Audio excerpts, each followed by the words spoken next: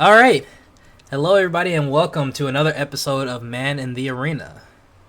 Today's sponsor is nobody, because I'm not at that level yet. But Yet. But today I think we sponsor is nobody, because I'm not at that level yet. But Yet. But today I think we have something pretty interesting in store for you guys. The arena, so to speak, that we're going to be talking about today is passions. And joining me here to kind of pick his brain on how he's crafted his passion is a longtime friend, another friend I met in high school, Evan Wordlaw. Say what's up, Evan. Hey, what's up, Evan? All right. Of course he. I'm sorry. Nah, Hey, y'all. Evan and I met sophomore year. He transferred over to the high school that we ended up graduating from. Back in 10th grade. I remember we had 3 classes together in sophomore year, and then every year after that, the amount of classes we had together just decreased by 1. I don't know why. that was just the trend. Yeah, pretty much. No, that is exactly how it went. So Evan, he graduated with us back in 2011. Then he got a double major in English and philosophy at the University of Arkansas in 2015, and a master's in English in 2017. And some of you guys might be saying, like, oh, with the degree, what's he up to? And he's using it in an unorthodox way, I'd say, or in a way that I wouldn't expect. He's kind of using it, I would say, in pursuit of his passion, or at least to augment it to an extent. Would you agree to that, Evan? Yeah, sure. Yeah. Okay, I don't want to speak for you. No, but that's I think that's a good description. Yeah, but instantly when I was forming this podcast, it's about me just documenting my journey towards self-improvement, and one of the things I want to make sure I capture in this docu-series, or whatever you call it, I don't know, I'm not the History Channel, but one of the things I really wanted to capture is, how passions develop and how to sort of nurture them and help them grow while handling the burdens that come with everyday adulting, and sort of the different ways to tackle it. Evan knows this. All my friends, close friends know this, but my passion lies within aerospace and science. And one thing I always hear is that I'm so lucky to have discovered my passion so early on.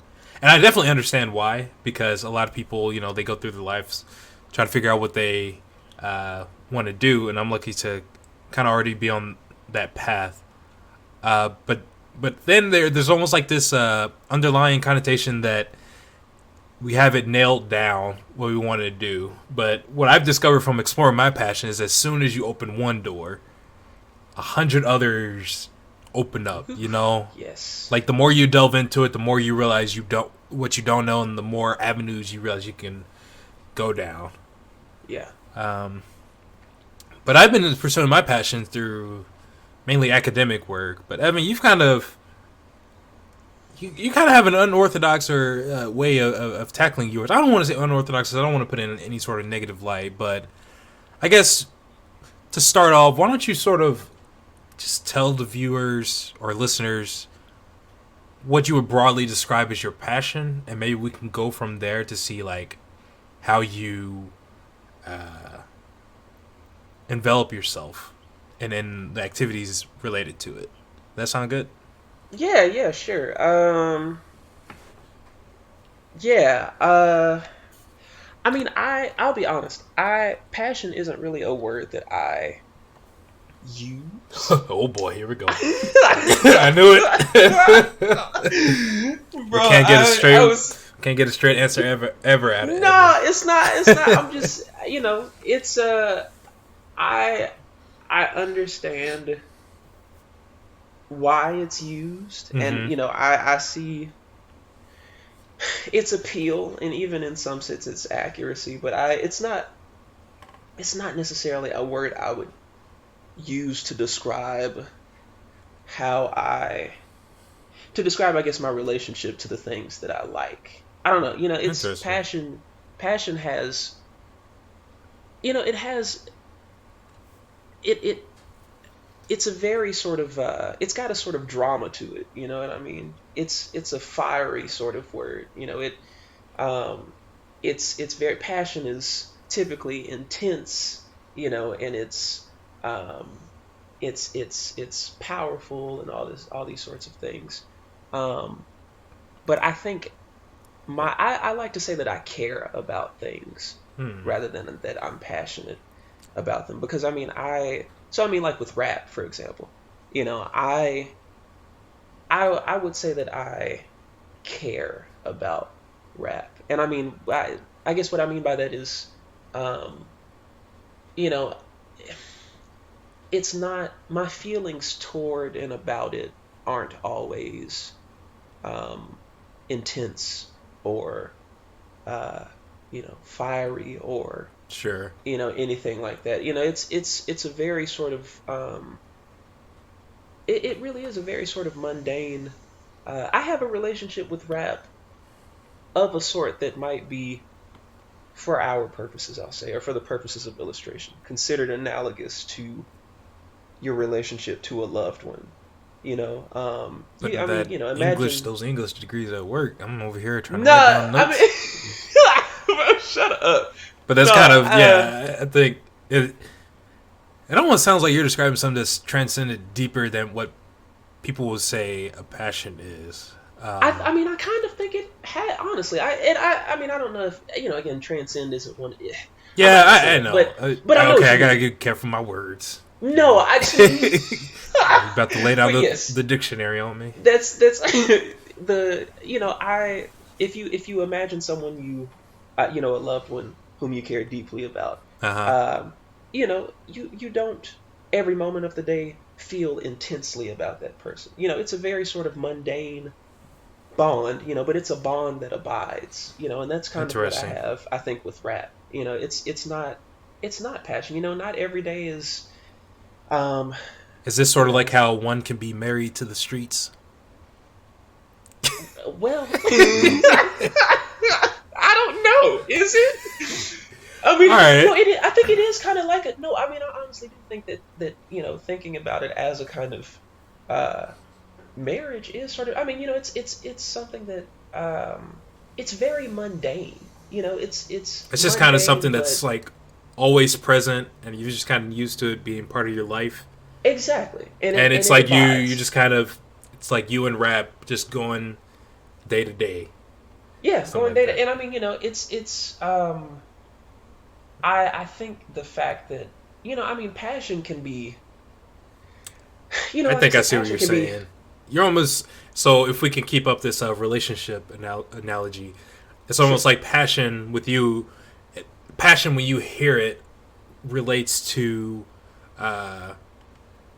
uh, almost like a honeymoon phase, and you feel like you're Sure, well yeah. past that Yeah, in a yeah, yeah. I mean, sense, where it's like just a yeah. different sort of relationship that you have with rap, Yeah.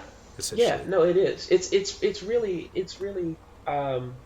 yeah, I no, I mean, I think that's basically right. Passion is like I said, it can be at least fiery, and fires burn out, but That's true. care isn't something that burns out. Even if every moment isn't pleasant, even if sometimes, the person or the thing or whatever gets on your nerves, even if you find it difficult or challenging or Hmm. annoying, at the end of the day, um, At the end of the day, it's you ain't gotta like it, but you love it. but you love, bro. That's literally no. That's literally it. At the end, you don't have to like it, but you love it. So And maybe it would be nice. Maybe the objective or discussion of this, at least the way I had it in my mind of this episode, maybe we should focus towards having you walk us down your relationship with rap. You know how you sure. guys met. You know all that stuff. What the Yeah, first date was sure. like. You know who asked who what. But no, Right, and right. maybe Sure. we can sort of start to redefine what it means to have quote unquote passion or this thing that you carry very intensely about, because I think with both of us we sort of have passion. I'm just gonna keep using it, the word No, passion, please do. Yeah, yeah, until yeah, yeah, yeah, yeah, maybe yeah. we figure Please do. out a different set of words to describe it. Yeah. But all my family, and my friends, they're like, as long as we've known you, as in me, uh, they always talked about how much I loved planes and putting stuff together, and so it's almost like a no-brainer of me, coming into aerospace like I am now. But Right. I do like empathize with that whole feeling of you having ups and downs with your passion, because the more I've gotten to know the aerospace industry and just what it means to do space exploration, there are some definite lows, and just some times where you're just like I don't know how to describe it, but maybe you feel the same way, where you just like want to like shake it, just shaking, like, what are you doing? And Right. just Yeah. Yeah. just Yeah. No, I some mean, days like this, sure. or days where you're just like, madly in love with it, just doing all sorts of stuff, crafting and tinkering away or whatever, Right. just for the hell of it, and before you know it, like 16 hours have passed, and it feels like 5 minutes. Um, Yeah. so I know I could talk all day about planes and space and whatnot, but I think it'd be interesting if you just sort of walk us through, like, how did your feelings about rap develop? Let's wind the clock back, and why don't you walk us through this journey, I mean, and any amount of words you feel is appropriate. yeah, sure. I mean, I'll try to be concise. And first, I It's not guess, my. can you give us a snapshot of what your passion is? I mean, if I had Quick to, snapshot. You said rap, but yeah, is there rap anything is larger or is. smaller that you want to, like, just kind of have us fixate on real I quick mean, before we delve probably. in? If it were larger, it would probably be um, human communication generally, and just Mm-hmm. different modes of communication. Uh, I think I've always, to some extent, found that interesting. But Sure. um, I guess in particular, language, uh, and more particular still, the written and spoken word, um, and yeah, I mean, I guess that's sort of been my. It's language has always been what I was most comfortable with, what came the easiest, um, and it's something I've had, I guess, an affinity for since I Mm-hmm. was a kid, and it um, it was. So I mean, yeah, that was reading and writing were always like the things that I did best on in school, and that kind of. I think I had the Even as most a kid? positive associations. What? Even as a kid? Yeah, even as a kid, yeah. Reading and writing they were always my strong points, and at some point, I think I guess after reading, um, after getting into reading, or after reading books and that kind of thing, there was, I think the aesthetic dimension of language was sort of opened for me in some way, looking back on it. What do you mean by Um, aesthetic just dimension of like the language? fact that you can, the fact that you can use language to do cool stuff, like make cool sentences and jokes, and Oh, so what? phrases that sound good, and So kind of like wordplay. wordplay, and also just like good literature, I see. funny jokes that and not all funny jokes involve wordplay. Any And when it comes to language, any styles, or I guess literature, any styles that kind of capture your attention more so than others? yeah, especially now. Back when I Yeah. was a kid, I don't know that I would have. I don't know. Even as a kid, I think to some extent, I probably would have said yes to that question, or there's some chance I would have said yes to that question. Gotcha. Now, I mean, now especially, yes. Like, I like John Milton's Paradise Lost a lot. It's one of my favorite poems, and it's this, I think, Renaissance era poem. I should know this. That's written entirely in what's called blank verse, which is unrhymed, iambic pentameter, which is like this specific meter. that so the words have this meter that um it they sound like this long cascade of just beautiful imagery and simile and all this sort of stuff, and it's wonderful. And yeah, I mean, and I mean, I've recently begun to like delve into prose style and that kind of thing. So I mean, we could spend easily 6 7 hours just Sure. talking about that without making it with barely making a dent. But yeah, So I yeah, sorry. So, you're fine. but a lot of this seems like a lot of these feelings started to arise when you were a kid, right? Yeah, yeah. So what was little Evan? What was little Evan doing to feed these? Um, Uh, I don't know. I had some word that I want to use, but inclinations, feelings. Yeah, no, yeah, you I know what get I it. mean. Yeah, no. You're the English. I work with numbers. You Woo, can fill in the rest. man, but man, words are still difficult. Yeah. I mean, I think it depends on what you mean. I I think in some indirect sense, and in ways that I'm just now beginning to appreciate, most of the things that I did or was interested in had something to do with my interest in language. I was way into weather as a kid, and I wanted to be a storm chaser. And Really? I did, yeah. And then I discovered I was deathly afraid of tornadoes. And I was like, well, that's one career path down the I definitely drain. remember us talking about the Weather Channel a lot. Yeah, man. And I still, I would still love to see a tornado in person from a safe distance. Yeah, they'd But always have the best announcers. bruh, that's, like, The F it's three amazing. tornado moving at 40 miles per hour down Highway 63. Touchdown. Yeah, I'm just like, man, have y'all ever thought about hosting a mixtape? Because I think y'all would be good at it. Okay, we're gonna get to the mixtape. Yeah, We no. are going to get Okay, to the mixtape.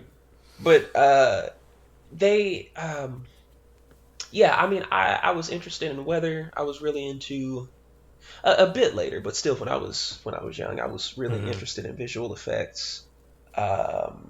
And I didn't it wasn't apparent to me at the time that any of this really had anything to do with my interest in language. And there's a Sure. lot of in a lot of ways I'm still there's an essay where like I try to answer all of these questions We'll exactly. get to the I essays as swear. well. No, I know, and I let me say it like this. Okay. I think what I've recently come to realize is that I've always wondered whether it's possible to use language uh, in a way or to develop a certain, I guess, mode of language use or something of that sort um, that is um, of the highest possible fidelity to experience. Huh. And I and got. what I I'm have two questions to that when you're ready. yeah, no, sure. I have a lot of questions about it myself. And no, and what I mean by that is, so the anecdote that I normally use to to try and explain this, and it's still all of this is still very rough. So Sure. please ask away. But No, but this is good because it's this is you kind of like it's interesting to hear you talk about navigating the thing that you enjoy the most. yeah, and it's interesting too. I think that it takes so much navigation. Yeah, when I was when I was real young, my family and I went to the Bahamas uh, for vacation, and it was my first time on a plane. I was maybe I don't know 11 or 12, something like that. Um, I think somewhere around that age, and I was way into weather at this time, and we we got on the plane, and I looked out of the window, and we were above the clouds, so it was sunny. Hmm. I think it was evening, and so the clouds were this like the sky was like this like deep shade of blue, and like the clouds were this like creamy white, like fringed with pink, and it was just gorgeous. And like you could see uh, a a thundercloud billowing. You could see it growing and expanding like Hmm. slowly. And you know, I'd never. It's like I'm like in the sky watching a cloud grow, and then I saw lightning flash through it, and I remember thinking, not in these words because I didn't yet have these. I didn't have these words to think in. I didn't have the conceptual means to like formulate this question, but I remember thinking like, how do I do this but with words? Like what could I say that could induce uh in a listener, or that could evoke in a listener this exact experience?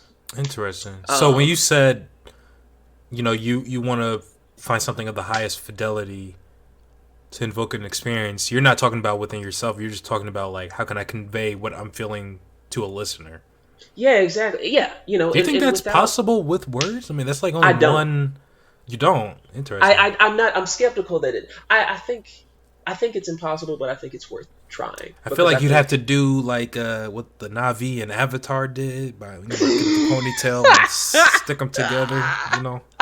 I'm with it, yo. That was some Let me grow my hair out. that was I some got it. wild stuff. I No, I remember mean, that. I think that's no, I think that's exactly the right question. Though. I mean, is that? I mean, because what we're basically talking about, I think, is a form of like, is it telepathy? Is that what that is? Or um, Yeah.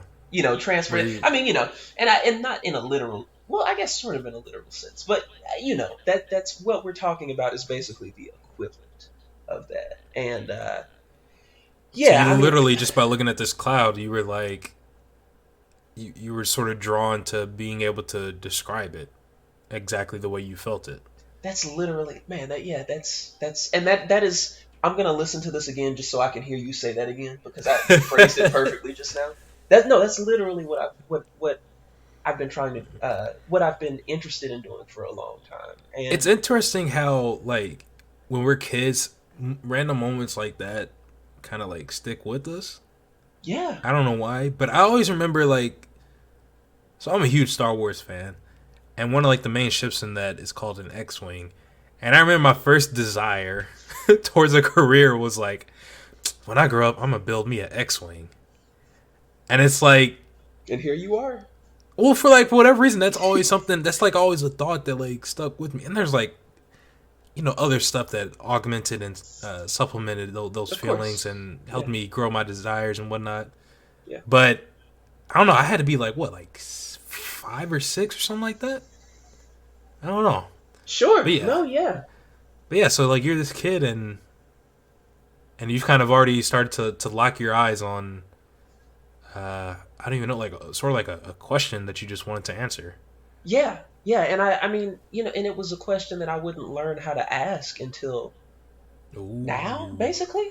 Like, I mean, it's not because I remember I've had I guess in total 3 moments like that because there was that and then there was when I was in high school, I remember looking at a Norman Rockwell painting Mm-hmm. for the first time and thinking, I want to write the way this looks. And not really. I said, and I remember saying that to myself exactly at that point. I was just like, I want a style of writing that is like the equivalent of this. And I couldn't have told you what exactly that meant. And to some extent, I mean, I would struggle to, but um, yeah. And then the third time was, I don't know if you remember that movie Chronicle. You always talk about that. I'm just like, what is it about this movie that always got Evan The talking about it? It's about the I one love that's like the bro. superheroes or whatever, and it's got like Yes. the only somewhat filled out Wikipedia page for whatever reason. Like, yeah, you talk about it a lot. And I what's mean, up it's with it? not. It's kind of a whatever movie. I like it. I think it could Okay, have. I would have done different things with the premise, very different things. But what is the that's premise neither. of the movie? It's Okay, it's yeah, that's sigh. it's like, yeah, that's a great question. No, this group of like high school kids or students finds a crystal underground, or that they find this like mysterious thing underground, and they like have this like experience, like it lights up and then like it blasts off. I think it's maybe an alien. It's maybe a Wait, isn't that how the Power Rangers got started? you know they were a lot cooler. Like their story ended a lot better. So what But yeah, what got you in? Like, how does this connect with your love well, of language? well, there was a scene in the movie. So I mean, I saw it in theaters. There was a scene in the movie where, I mean, we're watching it on this huge screen, and there are these speakers, and there's a scene where like they're flying, and they're in the sky, and it's a pretty well done scene, visually, and uh, I think one of them, um, I forget I think they're struck by lightning, and they fall to the ground, and the way uh, the way it looks and the way it's shot, and the way that whole scene, I guess, is rendered. Uh, I remember watching that in the theaters and thinking, I want to do this, but with words. Like, you know what I mean? I remember thinking like, how do I do this except with language, and Interesting. that's yeah, and there was a now that I think about it, there was a fourth time. But yes, it's basically it's this is sort of a running theme. And I mean, I think about Sure. it's a question that occurs to me a lot now. Like, it's not probably too often to be. I mean, I remember every time it occurs, but it's something I ask myself pretty regularly, and something I'm like, I feel like I'm on the verge of figuring out. But Interesting. Just from the amount of time I've known you, I've always noticed that like you love the arts so much, like on a different level than I think I probably even realized.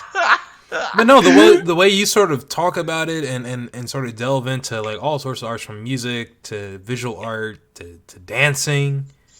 sure. Um, and I've always seen you as like a more of a somebody who's just like loves to experience it. And I guess it's because like the art that you kind of focus on, as in language, it's not as easy to sort of like immediately transfer that over to any sort of canvas for your audience.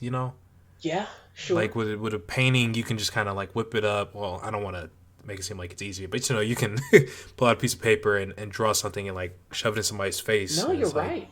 boom, Yeah. like this is it. Yeah. Like, with what you're doing, it's like, This is it. I don't know, it's not as easy to convey that message No, you're in right. a digestible fashion My God, almost. I struggle so much, Josh. You have no idea. I Because yes, no, that's I how I mean, you're always viewed completely you in right. high school. It's like, 'cause I always wondered like, why is Evan on the visual arts side? Because you didn't seem like an artist. And I'm not saying Yeah. that in like a No, no, rude no, no. way, I know. Because No, I remember yeah, you yeah. used to, but I just remember you used to always talk about, oh my God, guys, I need to figure out how to draw an eye. Like, that was always your thing. That was always your thing. I need to figure out how to draw an eye. And I will, I don't think, I think only now I'm starting to figure out maybe what you meant by, I don't, actually, no, I don't, I still don't. But at least I understand you a bit more. So I'm like, okay, that's not, he wasn't crazy, but you just had like this Josh sort was of, like, "This isn't the problem art people are supposed to have." it's just like in that notebook you carry around, just always be 15 different eyes on the page. Like, guys, God. like, you guys, I found somebody and they draw the best eye. I don't know. But not only that, I but of course, you talked about rap heavily, Yeah. talk about like movies and such, just all Yeah. artistically related. Sure. Um, And I mean, for me, it is, I think, related in a way that it's, for one thing, difficult. It's related for me in a way that I have difficulty explaining to people, sure, but sure. also it's more related for me than I think a Yeah. And lot of now people that realize. Yeah. now that I think about it, it wasn't so much art that you were always interested in, but more so just expression. Yeah. No. Because it Very. seems like Yes. Like I remember you. I remember one day you set me down here like Josh, teach me some calculus, and Yeah. I did not know where to begin. I was like, is this dude serious? And I was like, cool. So I don't know. So that's kind of what I've kind of drawn for you so far in the conversation. Is like you're just really interested in expression. So how Yeah. did that sort of mature throughout, or start to mature throughout? Like I'm just gonna say high school because that's kind of where I started to know you. Sure. And I think I feel like it's that's so where I a lot of stuff started to develop for you as well. it is. Yeah, and I think for one thing, it's interesting that you bring that up because I mean, so I'm part of math club at the moment. I joined this semester, and part of the reason I joined is because of my interest in language and in rhetoric, Yeah. and some of the connections that I think uh, exist to be explored between those two domains. But yeah, as far as like how it matured, I mean, yeah, in high school, Yeah, because I feel like uh, even though I knew you, like there's probably like this whole domain that's kind of untapped in like our relationship. yeah, yeah. I mean, I I I feel like a think lot what of happened. I'll say I think a lot of things were happening behind the scenes for you. Sure. Yeah, no, a lot. Yeah, yeah, yeah. I agree. I think one of the main things that happened is I read Invisible Man by Ralph Ellison. Oh, wasn't that sophomore year? No, That was junior senior year. Senior? because that was Miss Wallace's class. No, yeah, for real. No, I remember. I Well, just remember. even the thoughts of that class just. All right, yeah, okay. Yes, because no, like before then, like we had read like A Separate Piece and like John Steinbeck novels, and they were cool. But I remember that Metamorphosis short story yeah, Kafka, about the like, and roach. yeah, no, and What? I I I enjoyed it well enough. I thought it was cool or Mm-hmm. whatever. But then I read Invisible Man, and Mm-hmm. I didn't realize that that could be done with words. You know what I So mean? for Like, viewers who haven't read it or maybe aren't familiar with that area of literature, can you give us like a brief synopsis yeah, yeah, yeah. So I mean, of the it's book? basically it's a novel about Listeners, not viewers. Sorry. a I didn't say anything. Um, it's a novel about uh a black man who um considers himself or is considered invisible. Um, he feels invisible because he's neglected by the society in which he lives, and so Ellison sort of takes that this sort of metaphor and runs with it, and it's wonderful. It's fantastic, and it's been a minute since I've read the book. I mean, that's basically it. But See, I had no idea you were this like it connected. You connected with this book that much, you know. oh man, oh my god, because I had never, I had the there was an entire the prologue to the book. I had never read prose like that. I it they there's like the book starts and he's like, I am an invisible man. Uh no, I'm not uh one of the specters made of ectoplasm such as are found in, Edgar Allan Poe's works or whatever. He goes through this whole thing and he talks about how he's invisible and and he he says something like um he asked this guy for a cigarette, and the guy gives him a blunt, and he goes home to smoke it. He lives underground, and he goes home to smoke it, and he puts on some Louis Armstrong records, right? And he lights it up. He's thinking it's a cigarette, but he says something like, um, I lit it and I smoked it, and I descended like Dante into the depths of time. And like the text italicizes and this dream sequence starts. Bro, I had never read anything like that in my life. I was like, yo, this is, bro, the whole thing was just so, bro, it was so much. And I was just like, who is this man? Like, how are you doing this? And So I, is I it mean, not so much the narrative of the story, but the way it was composed. I guess those would Yeah, be kind of no, intertwined, but do you see what I'm they saying? would. Is that what No, kind they. of is that what more so Yeah, captured no, your I interest? I agree. I mean, they're yeah, they're intertwined, but they're also separable. I think, or they can at least be considered in isolation. Sure. Yeah, I mean, I think that it. Now, I did find the idea, interesting and compelling and everything, but man, it was the execution that that really did it for me. And I remember like I spent, I wrote like a few short stories just imitating his style Uh huh. because I had never, I had never seen that done with words, and I was just like, what else is out there? And then like I discovered Toni Morrison, who recently passed away, and I think Chris, a mutual friend of ours, let me borrow his book, his copy of The Bluest Eye, which I never returned. I'm so sorry, Chris. I still have that. It's sitting on my shelf, I think. Um, Goodness. and but I read it and it was great and I loved it. And then I heard her Nobel Prize speech and it was phenomenal. And the whole thing was this extended meditation on the nature of language. It's like she wrote it for me.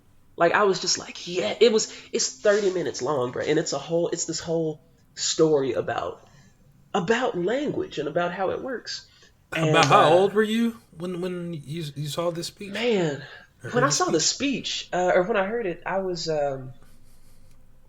I know I got into Toni Morrison in like high school for sure. But the speech, I'm not. I know I remember freshman year of college. Yeah, freshman year of college. I'm pretty Freshman sure year. is when I Okay. when I listened to it for the first time. Because it And sounds like this sort of helped you. It was almost like you saw like, oh yes, this somebody's put into words like kind of how I feel about language. yeah, no, I to an to a greater extent than had been done, to a greater extent than I had seen at that point. I see.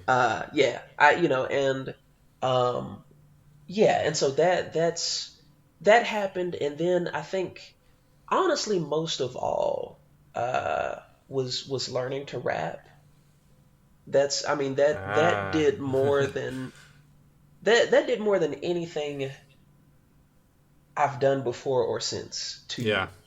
to change my everything about language, just my experience of it, the way I think about it, the things I think it can do, um, and yeah, I mean, everything I do now, the person I am now is really like the result of learning to rap. Like if I hadn't done that, I don't know who exactly I would be.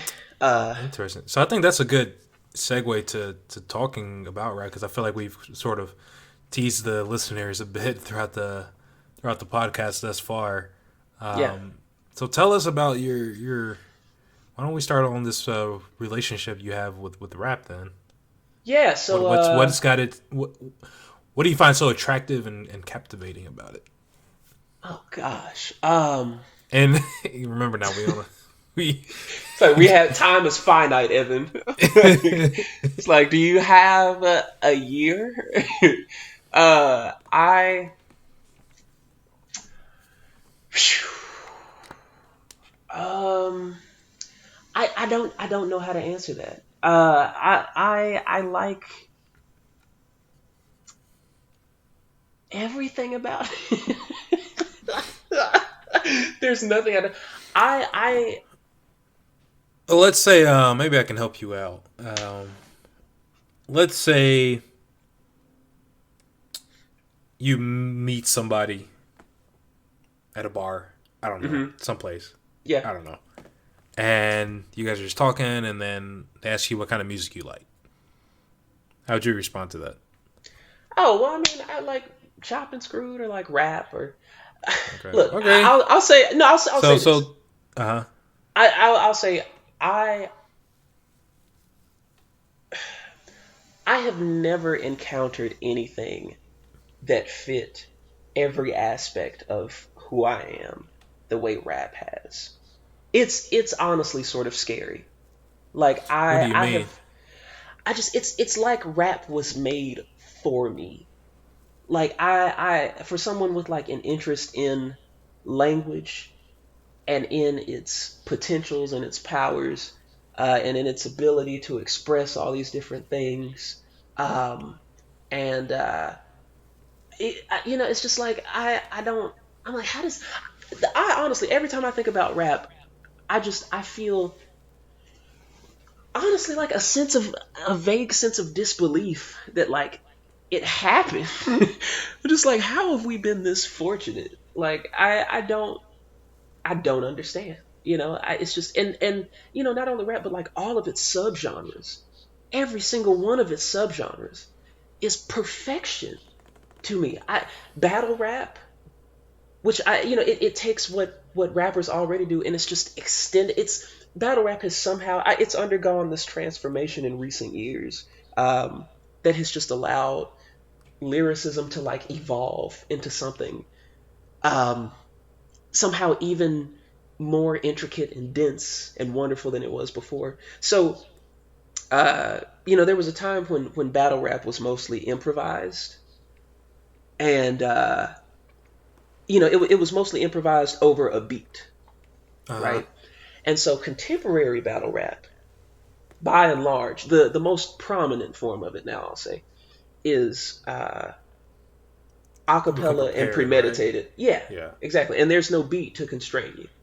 There's still rhythm. They deliver these lines, you know, in rhythmic ways, but they're not Yeah. constrained by a continuous beat.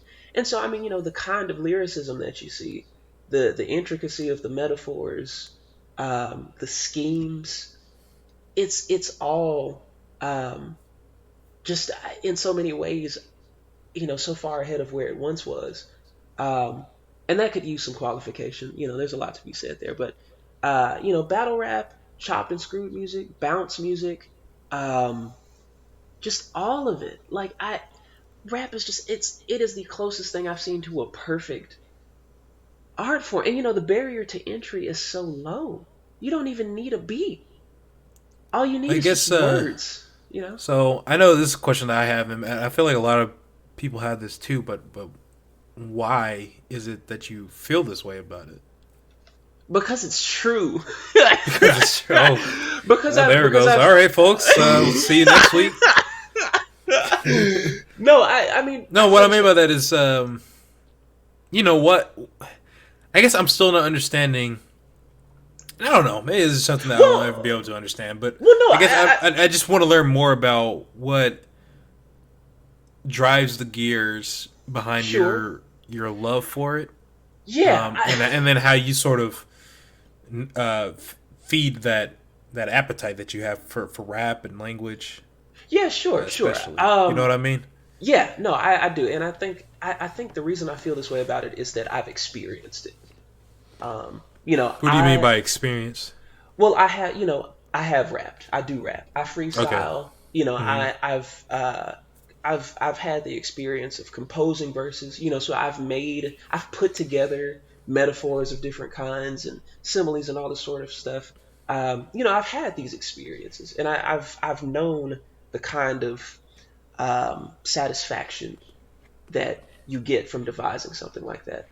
I see. Um, as far as, wanting to know why, or what exactly the appeal of it is, if you've ever, if you, and of course you don't have to share it, but think about, uh, the last really clever joke you heard, or the last joke I'll say that knocked you off of your feet. Right, that just it's just like, the last joke that made you think, how did you come up with that? I see. That's the kind of feeling that, um, rap, It leaves you in uh, awe. a sustained awe. It's just it's because I mean, battle rap verses, for example. I mean, they're the standard length is about 3 minutes or so, and it's just these. I mean, it's these long stretches of just, you know expertly woven metaphor and just, um, simile and just, it's all of this stuff. And rap for me was, um, it was really sort of an informal rhetorical education. It was the first or it was the thing that most impactfully showed me what could be done with words and what Mm-hmm. words could do, you know? Um, yeah, so I mean, I think that hopefully goes some way in describing what I like about it and why I like it. So when you started having all these feelings and this sense of awe Hmm. of rap, how did that sort of change how did that sort of, I guess, change your life and what you wanted to do with your life? God, Does that make sense? yeah, no, it makes perfect sense. I it so I mean, it showed me, God, it I think in a lot of ways it really exposed the inadequacies of my primary and secondary education. You know, Really? oh my gosh, How so? well, I mean, here are these battle rappers, Uh huh. using all of these doing all of this incredibly intricate expressive work with language, using it so artfully, and using all of these different rhetorical devices and so forth. And it's like I didn't learn about any of this in the classroom. I didn't learn that any of this was possible. I mean, this is a Mm-hmm. better language arts education than anything that I've ever received. Nothing I received in primary or secondary school came close to this. You know, and I think that's I think that's a terrible thing. you know, Yeah. uh, these are the people entrusted to teach us about uh, language and how to use it and how it works. Um, Taught us so little about what it could do, and about the things that it could be made to express, and about the different varieties of expression. Uh, Well, do you and feel like that's a? I feel like this could be a whole podcast in itself. oh, it very But easily do you could, feel yeah, like that's a function of? I guess their incompetence towards teaching it, or the fact that it seems like the level of what you're describing is something that comes from, I don't know, like just years of sort of like thinking over it and exploring all the different routes yeah, associated with language. yeah. You No, know what I mean? And yeah, no, also the fact that, like, I don't know, rap seems like a very, I don't want to say specific, but like I guess one vehicle from which you can kind of delve into it. You know? yeah, I agree. No, yeah, I think it's yes. I don't think, I think my teachers are blameless. I don't think it's their fault at all. I don't think they were. I have nothing bad about them to say about them. I got you. They were fine, and Uh huh. it wasn't them. It's the curriculum. Hmm. And even beyond the curriculum, I think it's the philosophy of education that underpins it, and the purposes, um, the purposes that they believe education best serves. I think I tend to I think I have some pretty, I don't want to say strong disagreements. I have What was that? I'm trying to think about what I'm saying. Yeah, we don't I diverge from a lot of um what might be called, rightly or not, the more prominent views about these things. And that Interesting. that could be several podcasts. But Sure. yeah, I think I think my teachers were fine. It's not their fault. I think it's a lot of I think our current situation is the product of a bunch of different things beyond their control. And it's a product of a lot of things uh, that were initiated, centuries ago. And yeah, as far as as far as all of this being the product of studying it for years and years and so forth, I mean, I think you're right. Certainly, I'll say this. There was a time when linguistic education took a much different form. Um, took many different forms. I've already said this before Josh and I've spoken in private about this, but um, there's a historian, a literary historian, who said that the average schoolboy in Shakespeare's day uh, could reasonably be expected to know approximately 100 different rhetorical devices. Um, I knew Rhetorical maybe devices is in. like metaphor, Okay. simile. Um, there are others with very complicated names. uh, and I knew maybe five when I graduated high school. What happened?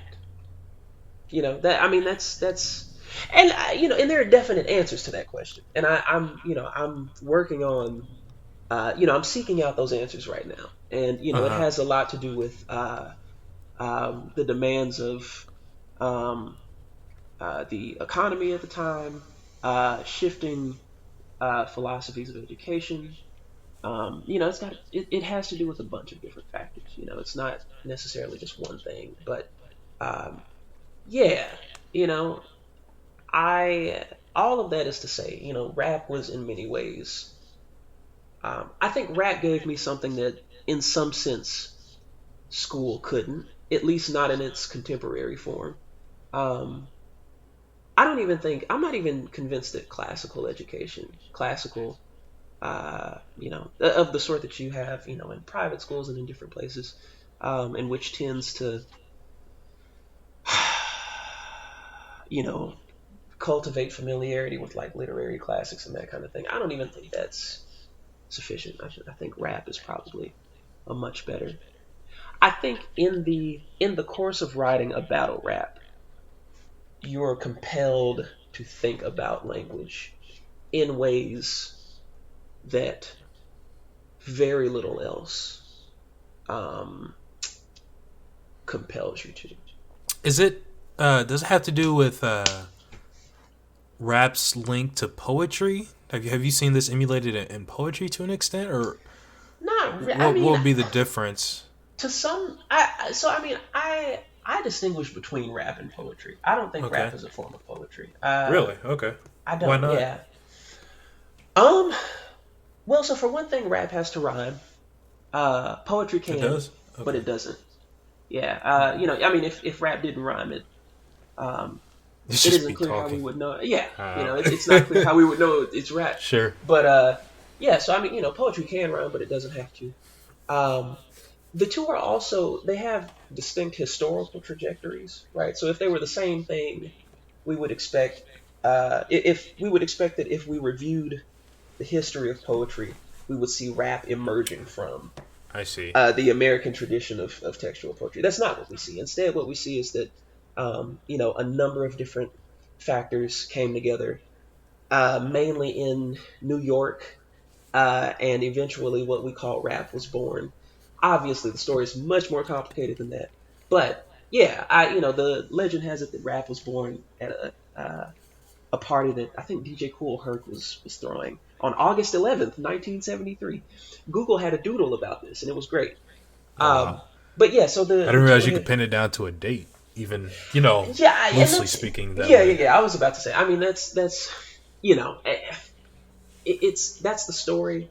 But I think when you apply more rigorous historiographical standards to it, a lot of that sort of comes apart. But it's cool, and yeah. So I mean, rap has to rhyme. The two are historically distinct. Also, when you try to treat rap as a form of poetry, you run into what I and perhaps other people, but I haven't seen it yet, into what I call the extra textual problem. So if I were to give you a sheet of paper with lyrics to a rap song that you've never heard before, and I told you to perform it, your performance of it would probably suck. And the reason it would suck isn't that you're a bad rapper. Excuse me. Yeah, no, you're I a ain't great even hear rapper. it Yeah, I know, but yet. no, and the reason it wouldn't be good isn't that you're a bad rapper because you're a great rapper. The reason it wouldn't be good is that I you don't know don't know about what that. beat to start on. You don't Uh, know where or whether to distort pronunciation for the sake of rhyme. You don't oh, know it's where. it's tied to its performance in a way. Right. And so it's there's a lot of information outside of the text that you can't infer from the text itself. So that's why it's the extra-textual Mm. problem, right? And so the point being, that's a problem that you necessarily run into with rap by virtue of the kind of thing it is. Whereas with poetry, you know, the beat is in the words. So I mean, with say a Dr. Seuss poem, right? The Uh-huh. beat and the words are the same thing. That problem doesn't arise with poetry. So here's a question. Yeah, You said earlier that one of the things that kind of sparked your interest in language and eventually rap is your desire to be able to obtain this sort of high fidelity uh, way of describing your experiences exactly, right?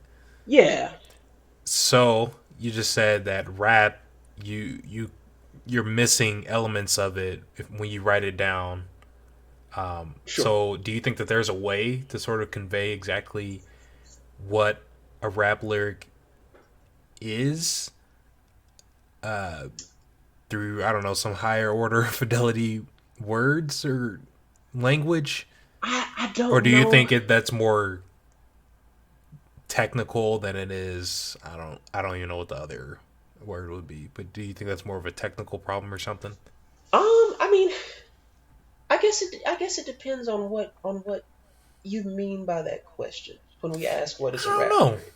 I mean, I would imagine that the answer. I think at this point, at least, my answer to it would be that it's a lyric belonging to a particular type of verse, namely a Okay. rap verse. So I don't think that question presents any sort of like ontological problems necessarily. I don't think there's like I don't know. I don't think there's any sort of particular difficulty that we run into when we ask that question. What is a rap lyric?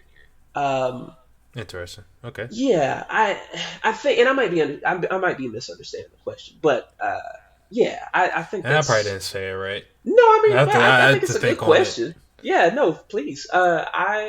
Yeah, but I mean, I will say, um, I think that uh, you know, I think that part of the reason, so one of the, with regard to so I mean, all of that, is part of an essay that I'm trying to work on, and one of the as there are many, but yeah, and one of the things that I talk about, or one of the questions I try to ask is that, or try to answer rather, is why did rap have such a profound effect on me? When I've been reading poetry for years, Mm-hmm. and I mean I haven't been doing it, in a sustained, disciplined way, of course, but um, Why it's was just rap so different from these right, other? exactly. Why was rap so different? And I think part of the reason is that rap makes um, demands of its practitioners. It makes unique. It makes unique demands of its practitioners. Demands that other art forms don't. So I mean, you have to rhyme, for example. Uh, with freestyling, say you have to improvise your lines. It Um, almost seems like rap is like a, for you at least, like the perfect balance between constraints and freedom in bro, it terms is of language. literally bro, that's what I'm saying. Like I can't, I just do not. It's sort of like enough constraints to make it interesting, but enough freedom that people can kind of sculpt whatever they want It with it. is. Yeah, I mean it has the one constraint that it needs, which is rhyme. It's just like that's literally how uh that's how I feel about it, Yeah, it's like it's just giving you a very creative and interesting canvas to express yourself. Yeah, yeah, I think so. And I mean it's changed the way I think about my prose and I guess language more generally. And Yeah.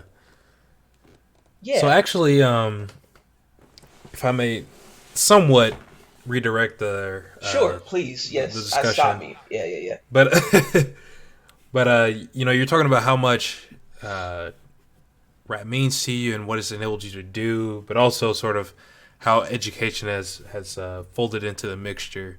Yeah. So you went to the University of Arkansas. You Right. double majored in English and philosophy. Hmm. What role did rap and your overall appetite for language feed into your college degree and education on a broader sense? I mean, if I did those degrees because I like language so much. Mm-hmm. I wanted to do linguistics, but we don't have a bachelor's program for it in Arkansas. Um, Okay. and we have one now. It's at UCA, but we didn't when I was applying to college. And University of Central Arkansas. yeah, Okay. yes, yeah, and and yeah. So I mean, if um,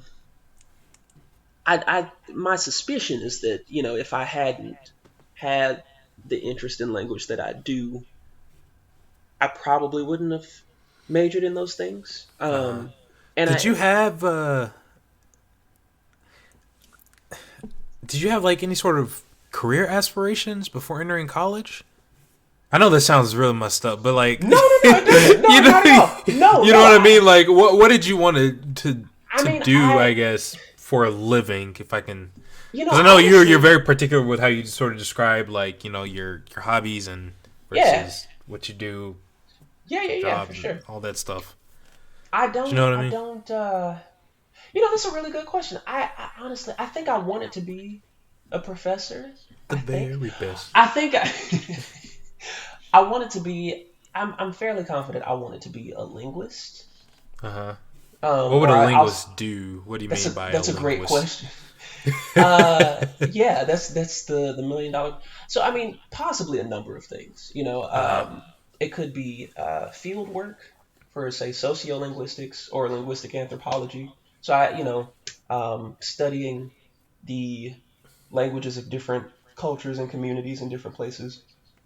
Maybe I would have wanted to do a study of regional African American vernacular English, regional differences between those different dialects. So I mean, like AAVE sounds different in Little Rock, or the sound, our variant of it differs in a number of ways from the variants of it in New York. Yeah. Yeah. And yeah, it Definitely. does a Yeah. lot, and which differs from the variants in Baltimore, and so on and so forth. And Yeah. You go to studying things, California where anybody who speaks English doesn't really speak English. right? And yeah, no, I mean, and so I I think also, I man, and it's such a good question because I want to say professor. I mean, that's the most concrete thing that comes readily to mind. Sounds like you mainly want to just work in some sort of academic capacity with language. Yes, Okay. basically. Yeah, no, So I mean that's kind that's of what you're really entering as a freshman. yeah, yeah, and Interesting. But yeah, that started to and change, I'm guessing, throughout your studies. what's that?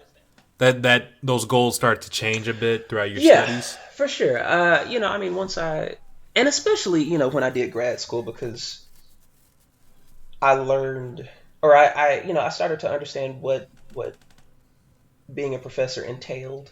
Uh huh. The responsibilities, all of the extracurricular and extra academic things, and duties and responsibilities, Right. and demands on your time and all that sort of thing. Yeah. I see the appeal, but just You figured that wasn't for you. yeah, it's not especially not right now. And I just So. it wasn't something I what's that? Oh, go ahead. Sorry. Well, no, it wasn't something that I felt a strong desire to pursue any longer. And Oh, excellent. Actually, so the question I was about to ask is, what mhm, is it that you're trying to pursue now? I am trying to make language perfect. Alrighty. See what next time, folks. I mean, I'm partly kidding. I have joined the math club so that I may enlist the math and computer science majors in my endeavors, and so that we together may take over the world.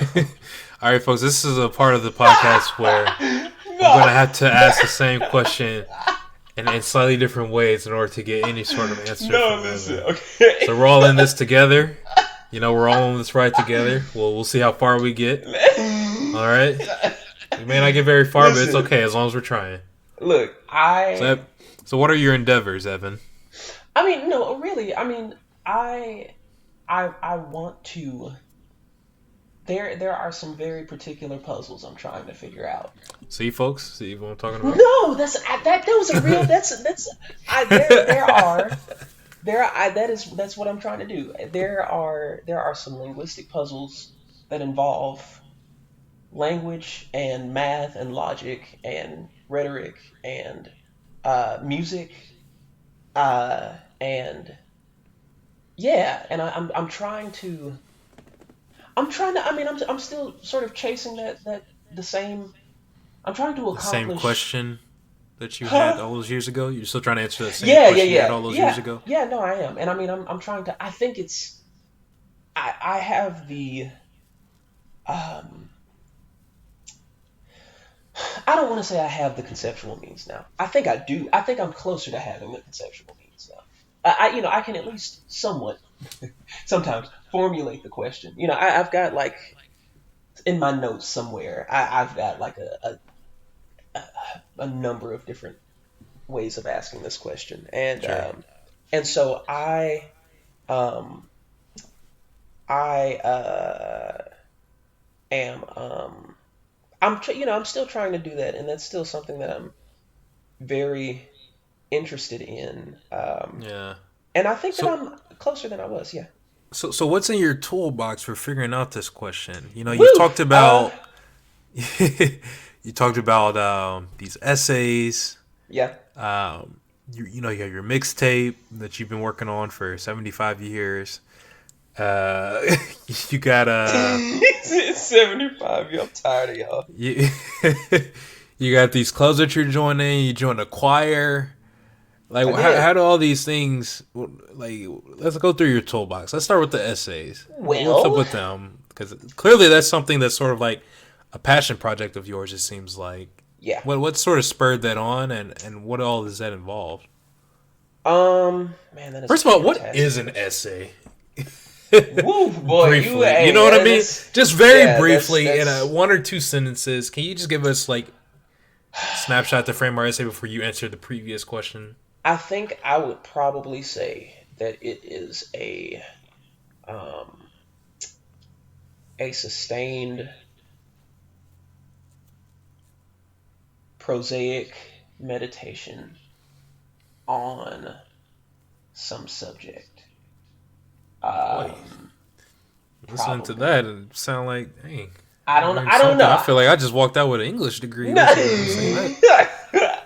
I don't. I mean, that is probably completely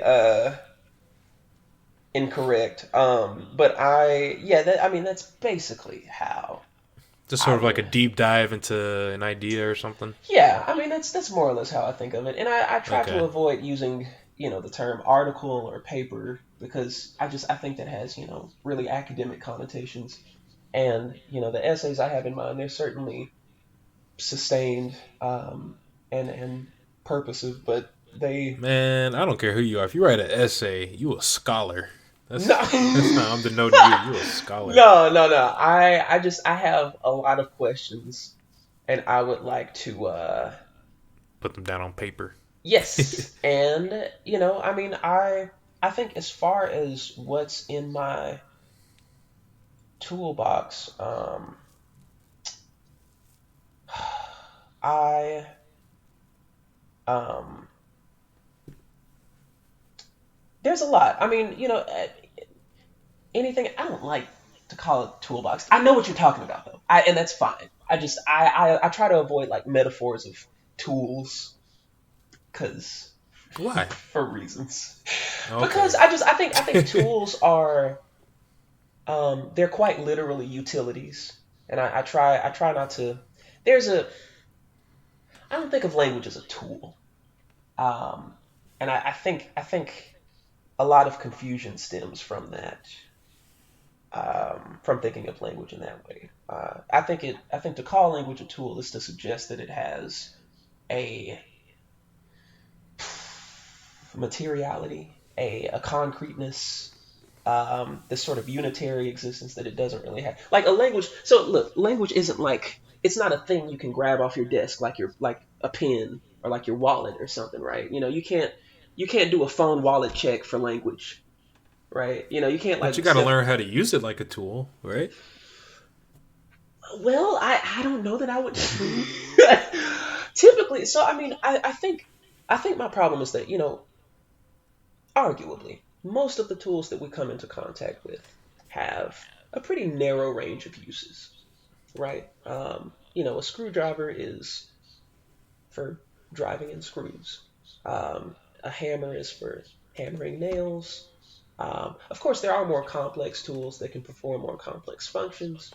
Um, but I think, for one thing, those tools can be put down. They can be picked up, they can be put down, they can be interacted with in a certain way. Those tools are separable from us in a way that language, I think, isn't.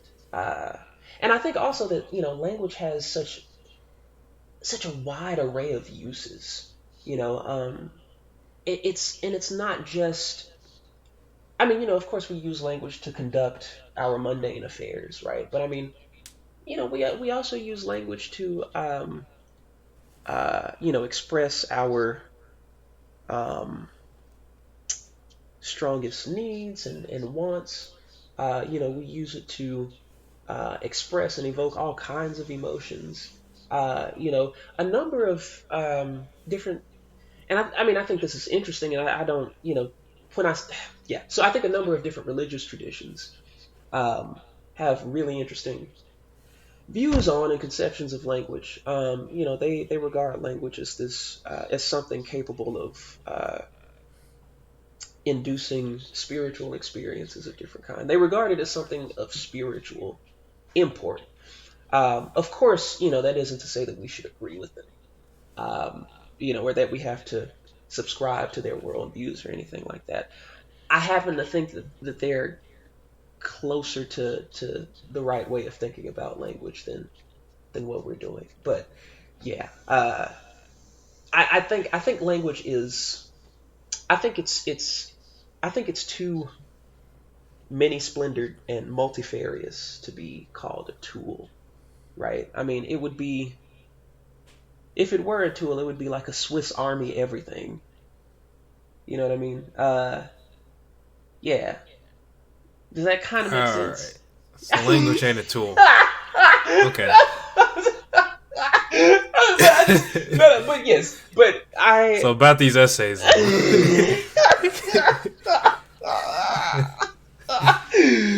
you got to be careful with Evan, folks. You start talking about paint.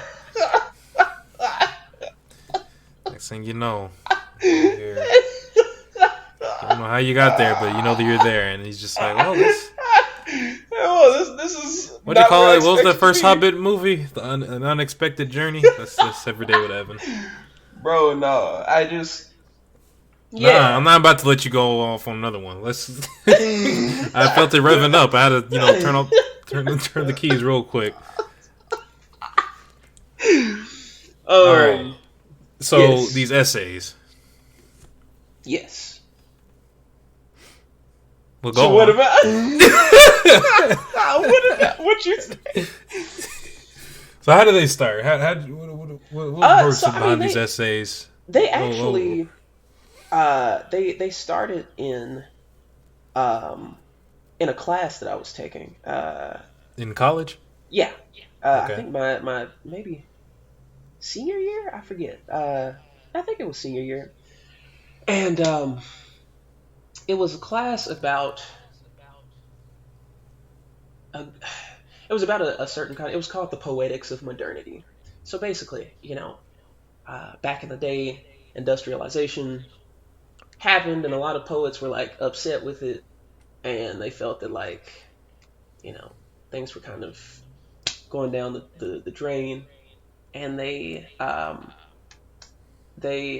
and this is like You wouldn't have been oversimplifying drained if it everything. wasn't for industrialization. This is true. I mean, um, no, I mean, so poets who were interested in rejuvenating language in some sense. They felt that language had become deadened uh, through cliche, through simplistic usage, um, and so on and so forth.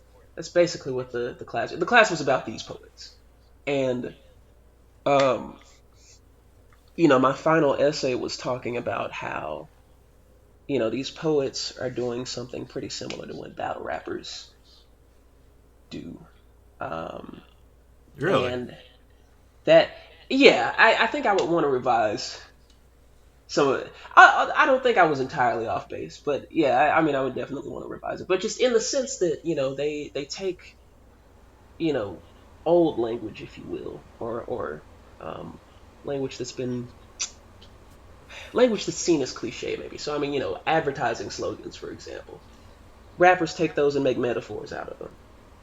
And they do all of these really interesting things with Oh, them. I see. Yeah, and so I talked about that, and that it was the first time that I had put anything into words. I think uh, about my experience with rap, and I wanted I was at that point endeavoring to understand my experience with rap. Why had rap had such a profound effect on me, so on and so forth. Oh, so these And essays became a way for you to explore it? yeah, yeah, and I mean they became um, a way to try and answer these questions. And it started with that essay, and then there were two others that I had in mind and made drafts for. And then I got out of grad school, ended up with I think in grad school it became like 6 essays. Got out of grad school, it became 9. We're like somewhere around 13 now, depending. Wow, that you're currently working on, or how Yeah, that many I'm are trying to quote work on. unquote completed? Let's not talk about that. No, what you talk about? It's a podcast. You It's got to not. talk It's, about it. it's not. It's, let's not. We don't have to mention that. I mean, I'm not. I mean, none of them are finished, and they won't Okay. be for probably for some time. I mean, I because there's some other stuff I'm trying to work on at the same Yeah, time, which I have to work on in order to work on. It's a very. I have gotten myself into a mess. In I short. love that though. That's kind of what I mean by when I say like passion. It's like working yourself into a mess and trying to sort through all these different things that you're interested in. I guess that's what I mean by passion, and I guess more specifically, like you have all these passion projects Sure. Yeah. that you're just like diving into, Yeah. Yeah. Yeah. Yeah. And I that are mean, outside of what you need to survive. sure. For, Well, you know what I yeah. mean? Yeah. Yeah. I mean, and for me, they're all related. I mean, I think Yeah, to a lot of people I know, when I talk about these things to people, it sounds like I'm doing a bunch of different stuff. But I mean, they're all facets of the same diamond or the same gem. I mean, sure. they're all um, very closely, or they're all threads of the same tapestry. That's a better way to put it. And so Here you go I with the wordplay. no, I mean they Just are like a because they rapper. it's they're all very much related. And so I mean I think my um my I think a major, I guess, turning point came when I there's a writer, there's a literary critic named George Steiner, and I sort of happened upon one of his books, and it's called Language and Silence, and he, I think maybe more than anyone, oops, has probably, I think he shaped my thinking about language probably more than any person. How I so? think rap shaped it the most, but he's given me language to describe things that I've wanted and things that I have like um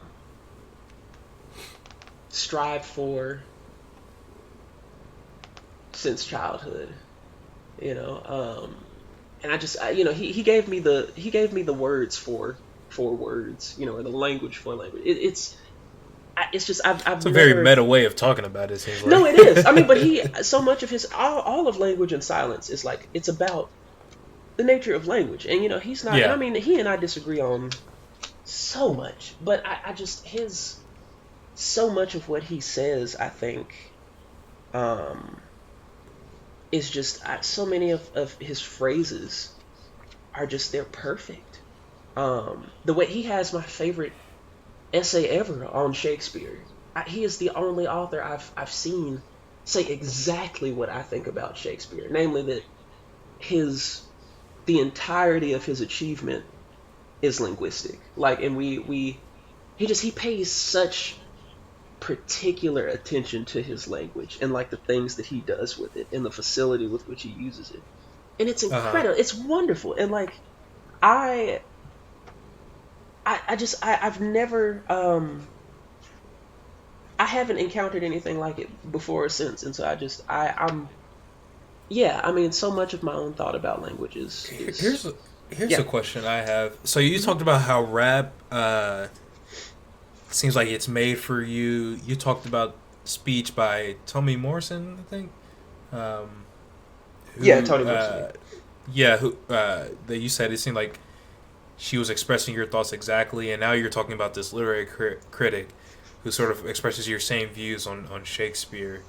Has there been a person or something that you've read or something that you've experienced that was completely the opposite of how you felt initially about something that sort of like shook the way you perceived language? Yeah, rap. No, you know what I mean. Like, because you said rap is you feel like it's made for you. Like, Yeah. have you ever experienced something that kind of like made you do a 180 or just something that was just kind of unexpected that seemed like it wasn't made for you and you wanted to figure out, oh, why is it this way, something like that? Like something that I was bad at, or like, Not even that bad at, but like or just maybe some idea received. that you've encountered related to language that you just Oh, staunchly sure. disagreed with, or something that made you look at it from a different Oh, way. okay. Maybe Well, even something that you still don't agree with. Anything um, notable? I think I might be. I think I'm understanding the question. I there was an essay that I had in mind that I had a thesis, and then I did some research, and like the thesis flipped completely, like Really? just What was it? 180. Yeah. God, I don't know if I can explain it. It's been so. If you had asked me like a year and a half ago, I might have been able to tell you. Oh, okay. There was an essay that I had planned, or that I still have planned, about God, about mysticism and language, about different religious traditions that feel, in some sense or other, that direct communion with either God or with some quote unquote reality beyond this reality, whatever that might mean, is possible. Um, I the the stereotype of mystics is one of silence. They're like mysterious, silent people, right? And Okay. they feel that silence is the way, say, to know God or to know this absolute reality, whatever it might be. And at first, I because I felt that rap is Oh, hang on. my Sorry. yeah, you're fine, My you're good. my cat hopped in my lap and she's just. I don't know if you can hear her purring, folks. She's just been I can, yeah. she's just been starving for attention ever since I got home. So I'm just trying to do my Give cat her dad attention. duties. Yeah, Um, but but yeah, they feel that silence is the way. And there's like a Wikipedia page I think on mysticism and silence and just how like Eastern and Western religious figures often, or there's an interesting like um, uh, agreement that silence is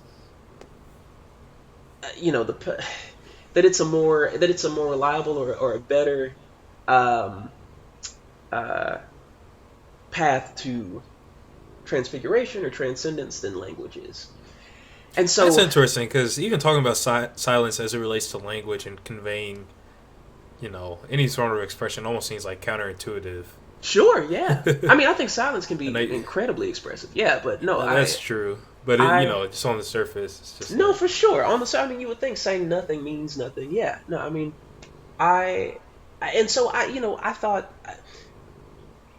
the thesis of all of these essays, or these essays, more or less serve as a kind of cumulative argument for the claim that rap can be regarded and pursued as what I call a transfigurative practice, meaning oh a my, practice is capable of significantly changing its practitioners for the better. And I talk about why that's the case and what I mean by transfigurative in the essays. But um, sure.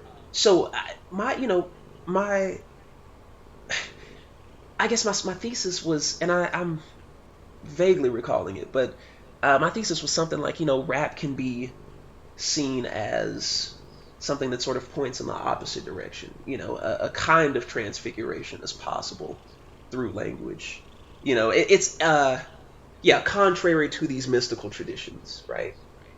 Which advocate silence. Um, Rap, I think, demonstrates maybe that some kind of significant betterment of oneself is possible through some kind of linguistic activities. And That's and interesting.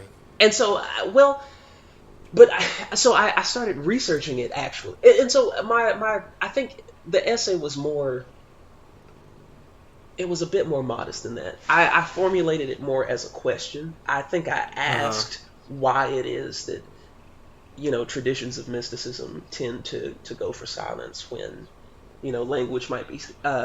I think I've said that rap gives us warrant to ask whether language can be regarded as Mysticism. can be regarded as a means to like transfiguration of some kind, betterment, significant, better spiritual betterment of some kind. Wow. So, okay, so so Okay. that was the original thing. I know. It was the original thing, and then there's this book called Mysticism and Language by Stephen Katz, Uh huh. and I checked out that book and started reading it, and I was like, oh, okay, I'm completely wrong, because all of these traditions of mysticism also have these really interesting and rich relationships to language. Okay. They also believe that pursuing and practicing certain linguistic activities can induce spiritual experience. So they don't. It's not this blanket endorsement of silence as the one and only way to. Um, in other words, silence. Seems like you've done a It. lot of thinking about this. I have. This is. I mean, I've been thinking about this for years now, and it's Yeah. all of this is so. It's very sloppily expressed because I'm half asleep.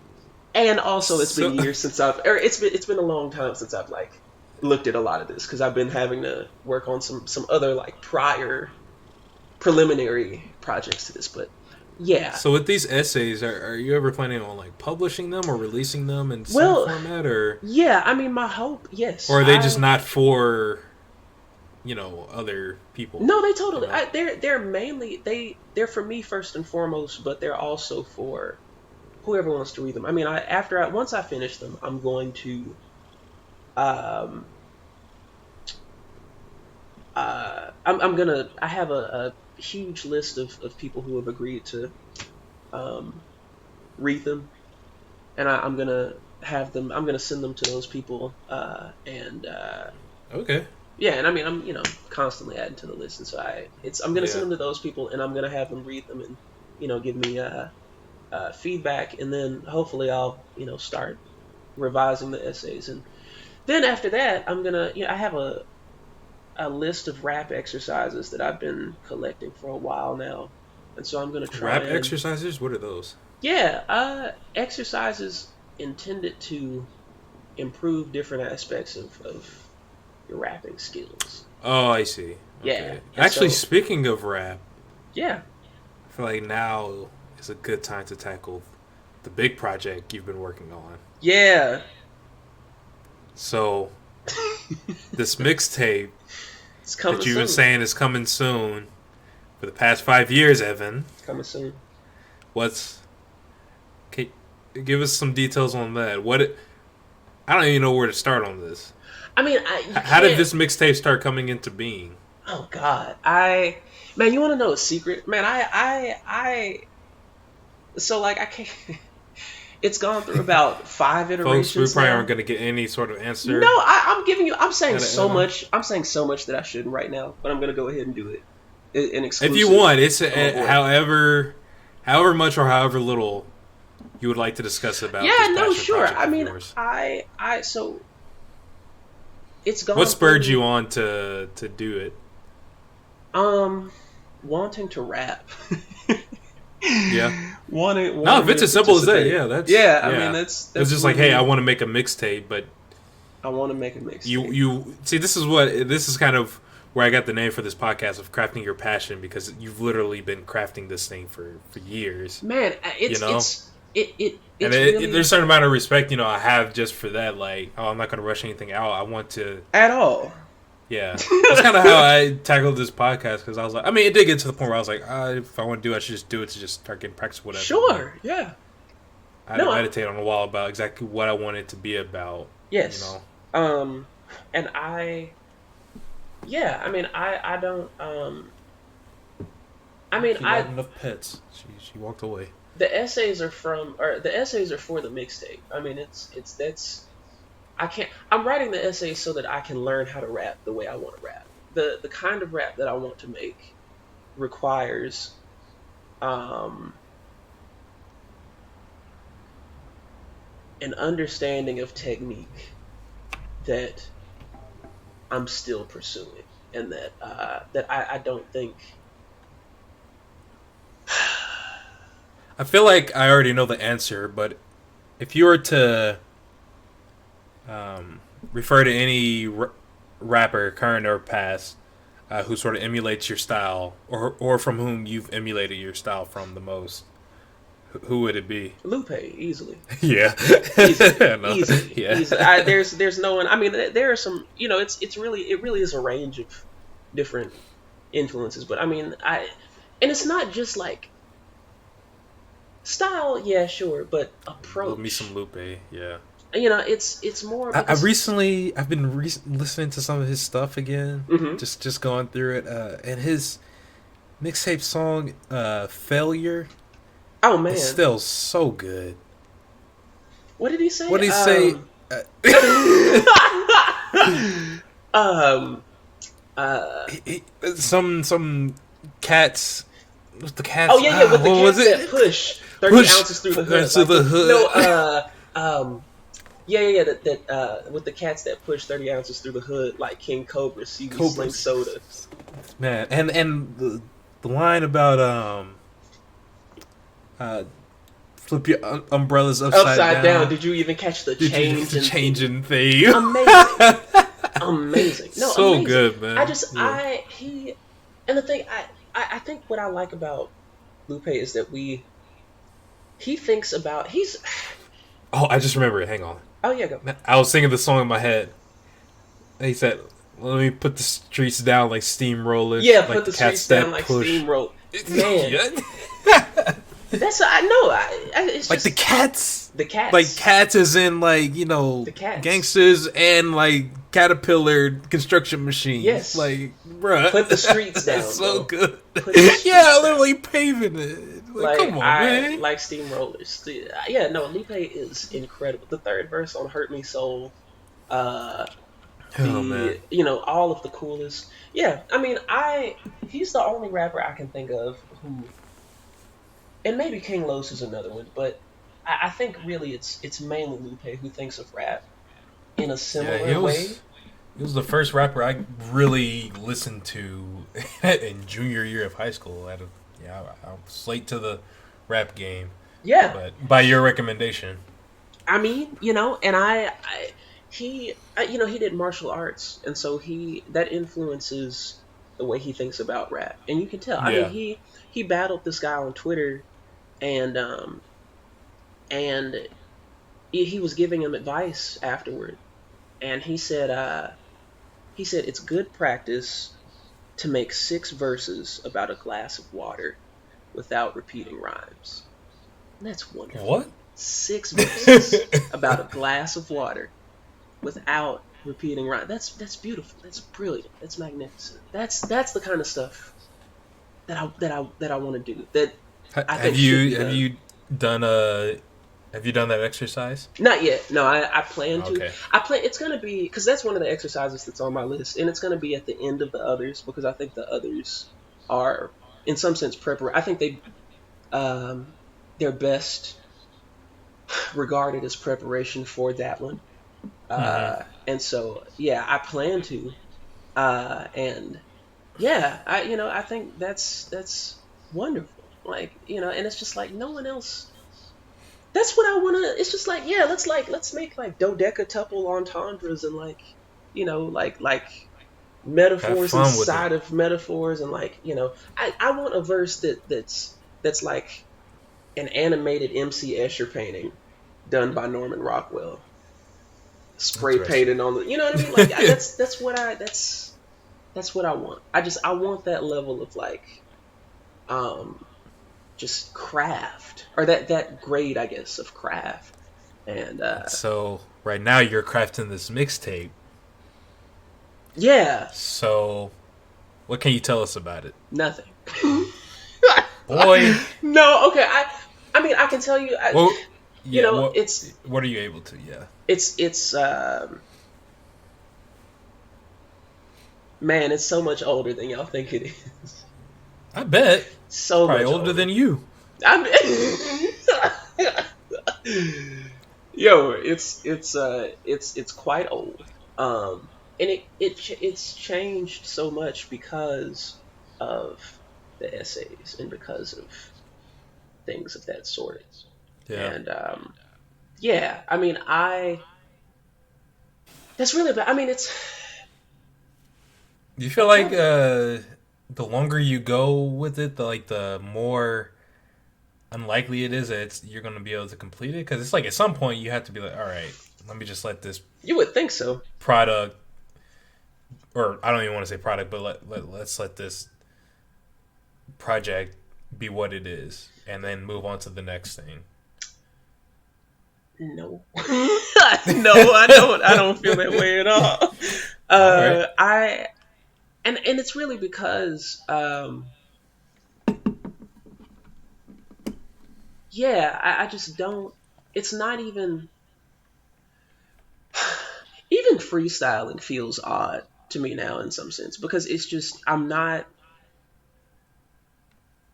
It really is like learning you can fly, but you still have to walk because you haven't figured out. You found out that you're capable of it.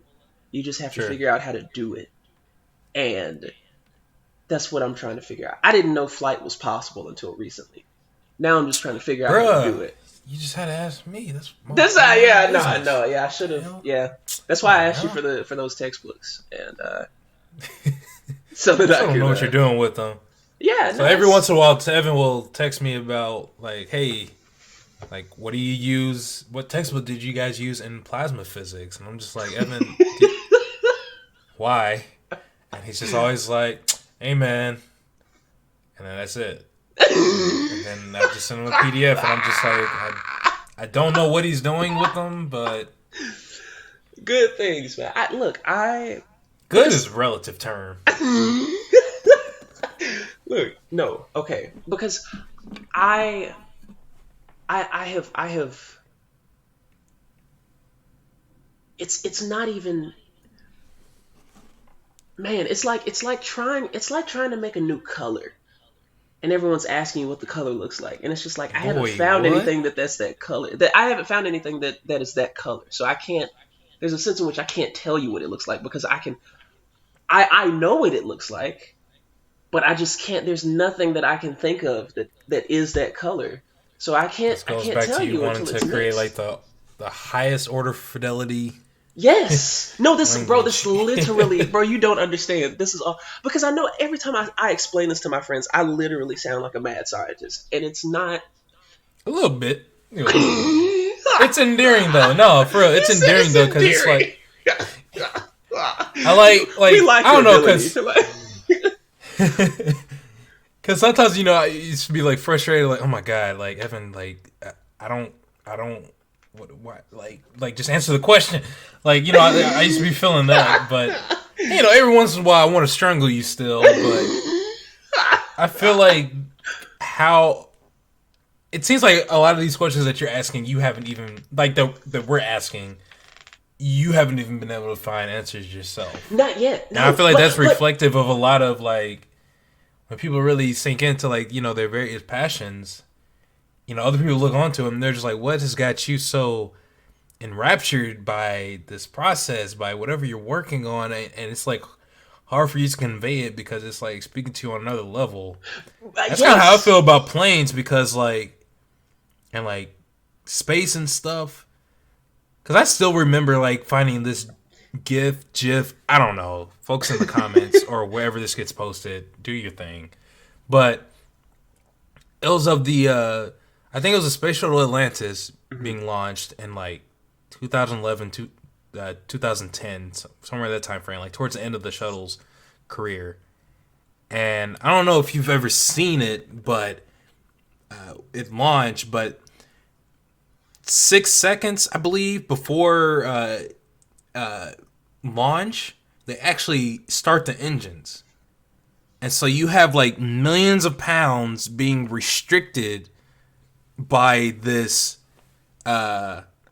tower that's holding the shuttle into place. And it's like something like 7 million pounds of thrust or something like that, maybe 6 million.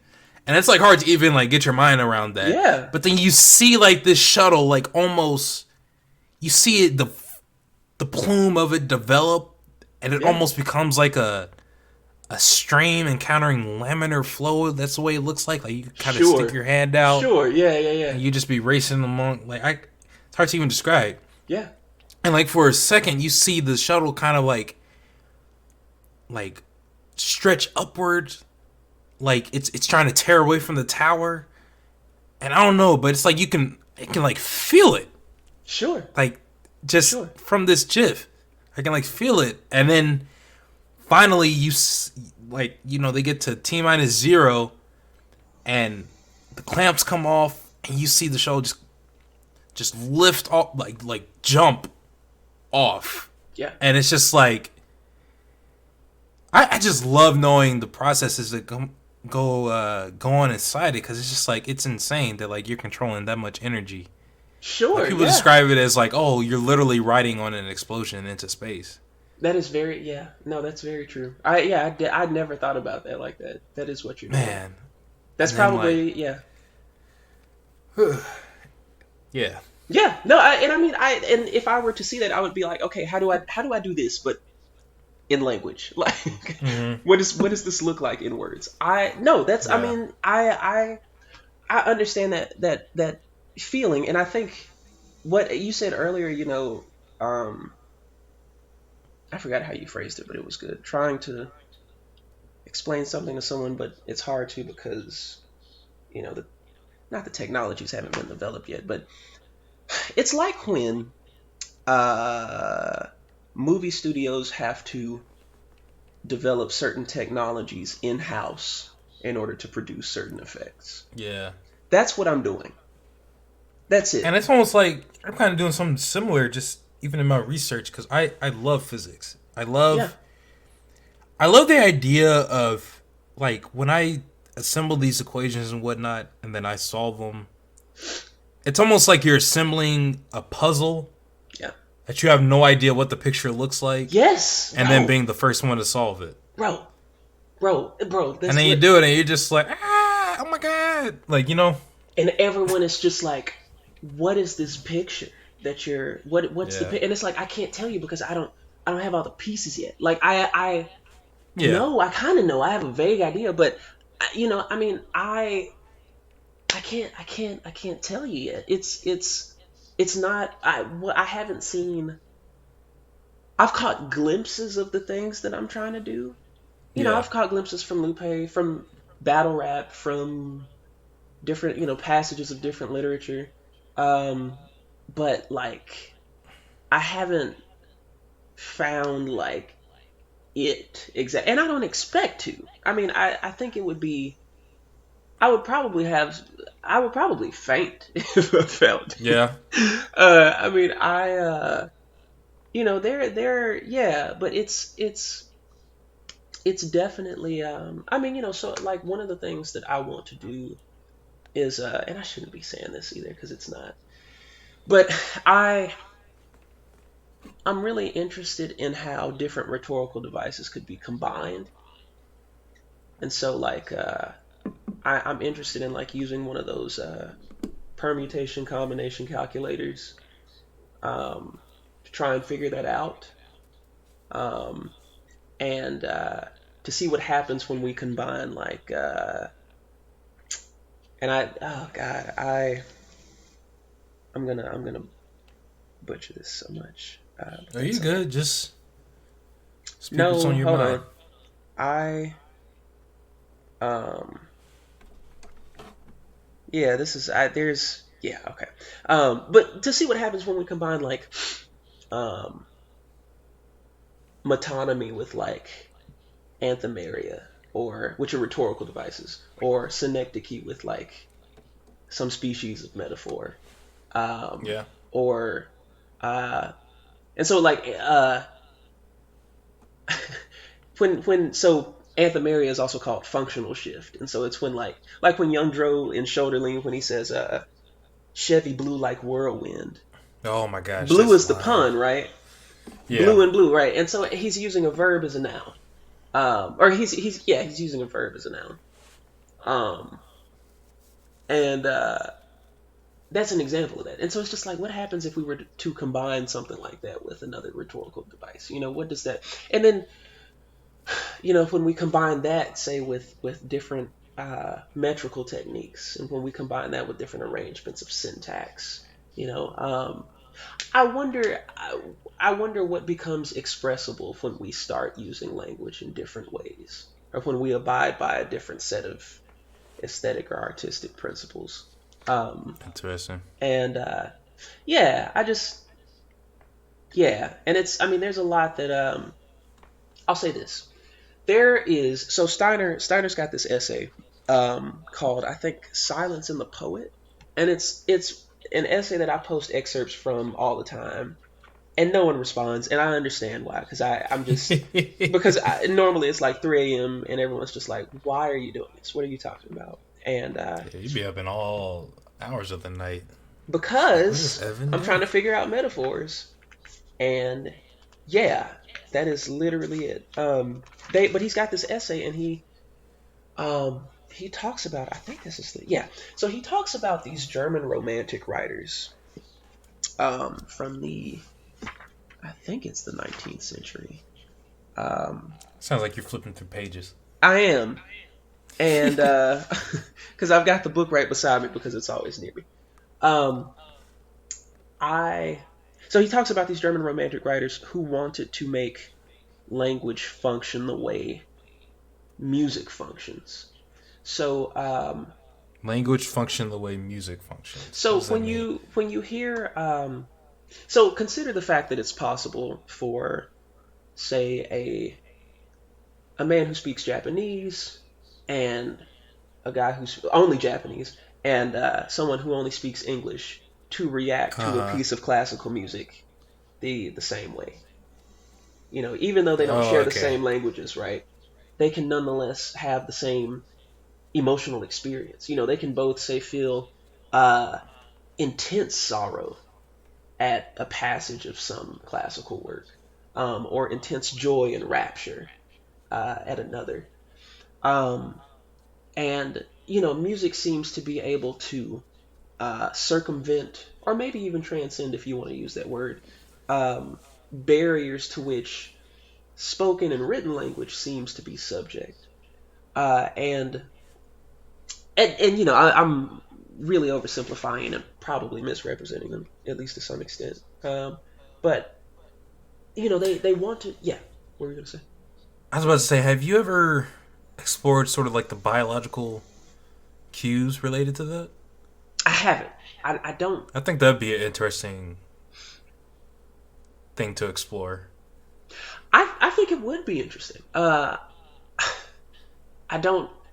I know that's I like don't know more what stuff to add to your list, I or don't know where I would start. Yeah, no, I've had I've cursorily explored like the some of the music dude, psych. look. If you want to start it on an even broader level, check out pattern recognition. Okay, pattern How recognition. humans and animals in general, how good we are at recognizing patterns. And in fact, that's like one of the probably the main challenge with AI. Because how That's do interesting. you illustrate the fact that you're looking at a 3D environment even though you're only getting like data on a 2D level as a picture? That's So interesting. Is it that's a really whole on a different 2D subject. level? Yeah, I mean, sure. just think Yeah, about it. yeah, You're yeah. just looking at the image, right? But from that image, you're able to figure out like, okay, this like these sets of colors arranged in this way represent a three-dimensional object oriented this way. It gets super complicated. Sure. Okay. No. Yeah. I. But, maybe that relates something to music. I don't know, maybe there's an interesting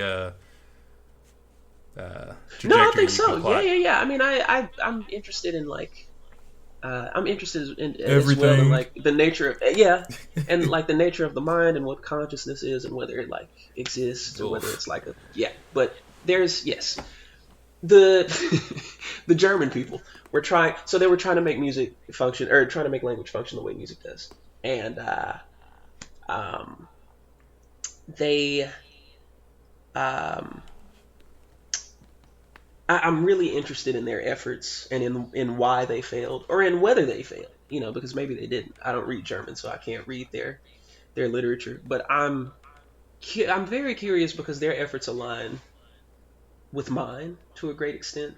And a lot of what they wondered is how they can create um, the the same emotional experiences. And so there's like that passage that I always post. Um, that's like the what is it?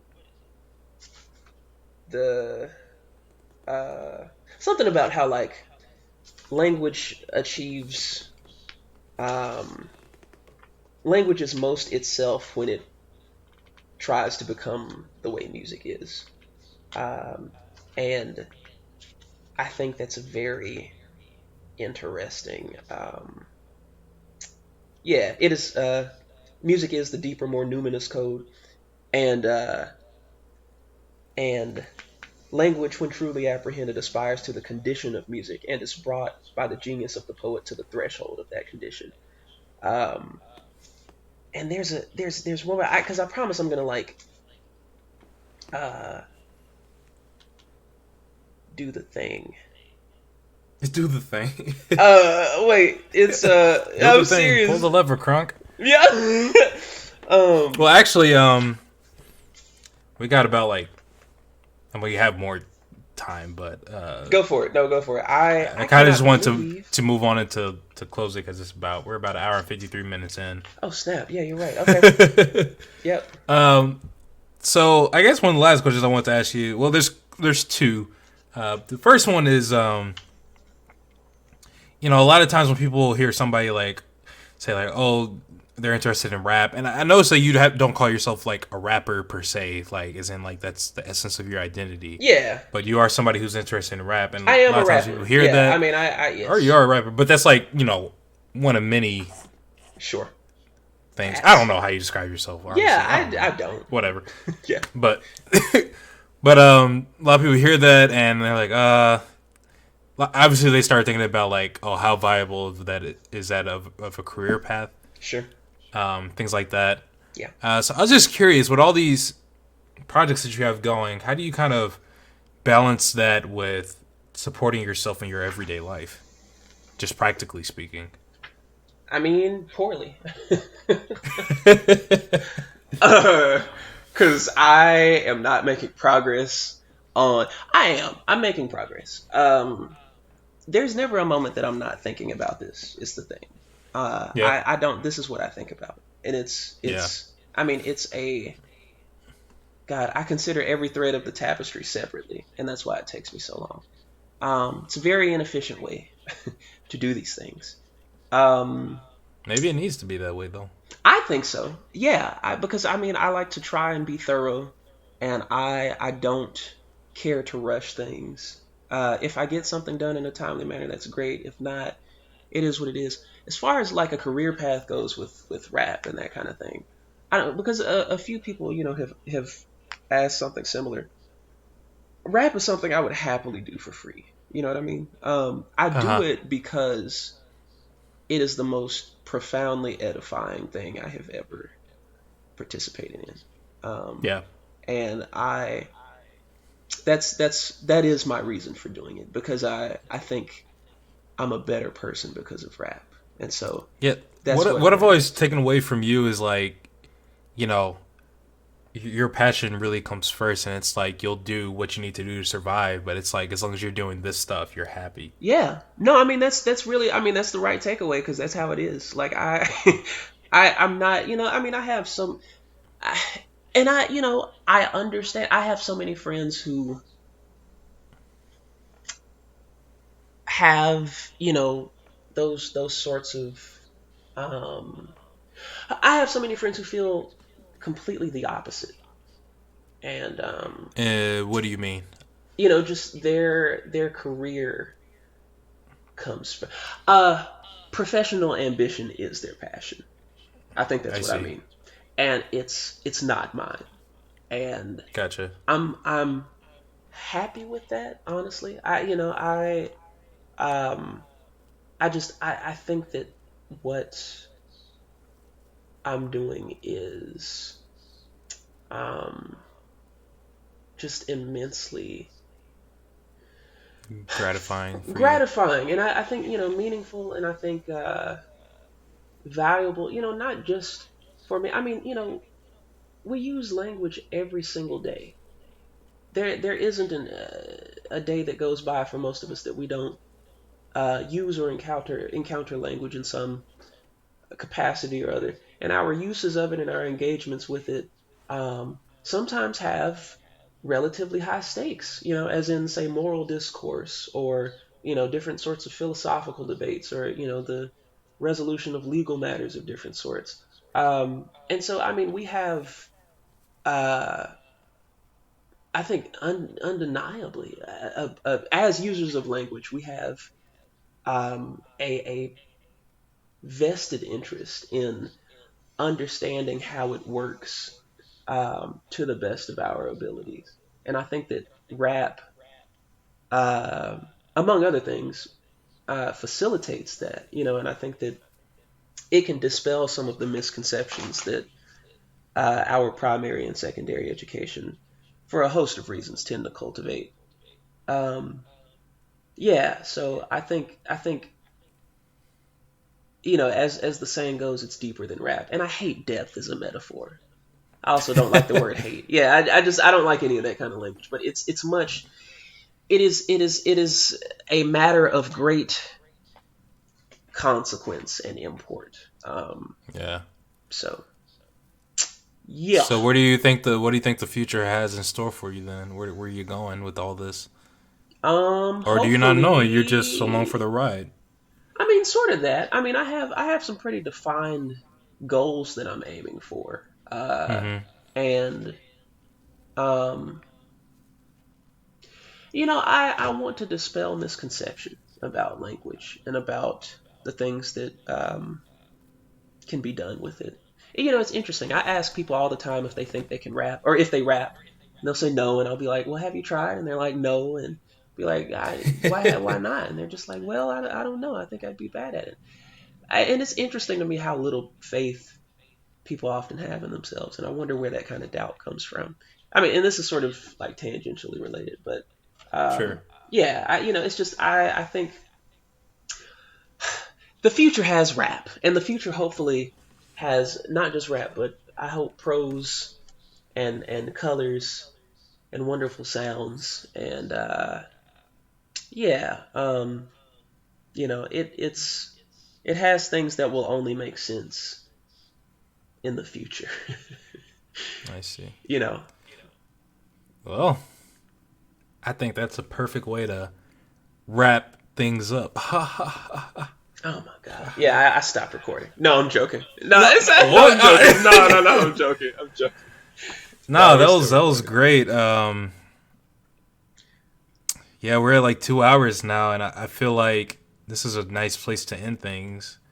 John's Um, like, I feel like I know even less about you than I did well, it's kind of it's one of those things where it's like I feel like I learned a lot, but now I have a lot more questions. Yeah, no, But sure, yeah. maybe we can invite you on again to delve into some of these topics that we talked about a bit more, individually. Yeah, let's do it. I certainly think there's a lot to unpack. But Let's you've do it. given me Let's a do lot it. to think about just in how I can go about pursuing my own passions, and I hope Sure. everybody listening in took something away from this as well that's positive. So, Evan, do you know the tradition that we have here I think I do. on Man in the Arena? I think I And by do. tradition, I mean I've done it 2 times so far, because this is the third Yeah, that's a episode. tradition. Hey, it's a tradition, you Yeah, know? I'm saying it's tradition, it's tradition. So, would you care to do the honors of I would. reading us out? I just sent you Yeah, the quote. I got you. And do it in whatever voice you like. I know you have It many. is not the critic who counts, not Oh the my man god. who points out how the strong. No, I'm joking. No. I'm not good. I like that. I'm saying, Jesus yo, Christ. I think I sounded pretty good. You did, honestly. Yeah. That's what kind of got me mad. Yo, I was like, hold I was up. like, dang, why did he stop? I didn't want to give Yo, props though. I started talking. I was like, is this me? It is not the critic who counts, not the man who points out how the strong man stumbles, or where the doer of deeds could have done them better. The credit belongs to the man who is actually in the arena, whose face is marred by dust and sweat and blood, who strives valiantly, who errs, who comes short again and again, who spends himself in a worthy cause, who at the best knows in the end the triumph of high achievement, and who at the worst, if he fails, at least fails while daring greatly, so that his place shall never be with those cold and timid souls who neither know victory nor defeat. I don't know if I agree, but yeah, hey, tradition. I would expect nothing less from you. I don't know if I agree. It's like, but no, yeah. Hey, I'm so happy my boy invited me on. We're gonna wrap. I'm sure like 20% of Oh what I said man. made sense. So thank y'all for having me. Thank you for coming on. Definitely want to have you on for more episodes. Got Let's quite a do bit it. of things I'm still working out in my own head that maybe Okay. you can help me flesh out or Yeah. gain perspective on. Yeah. But with that, thank you guys for listening in. Thank you, Evan, for Yeah. taking time out of your busy schedule No for problem coming at on. all. No problem at Yeah. all. And we'll catch you on the next episode of Man in the Arena.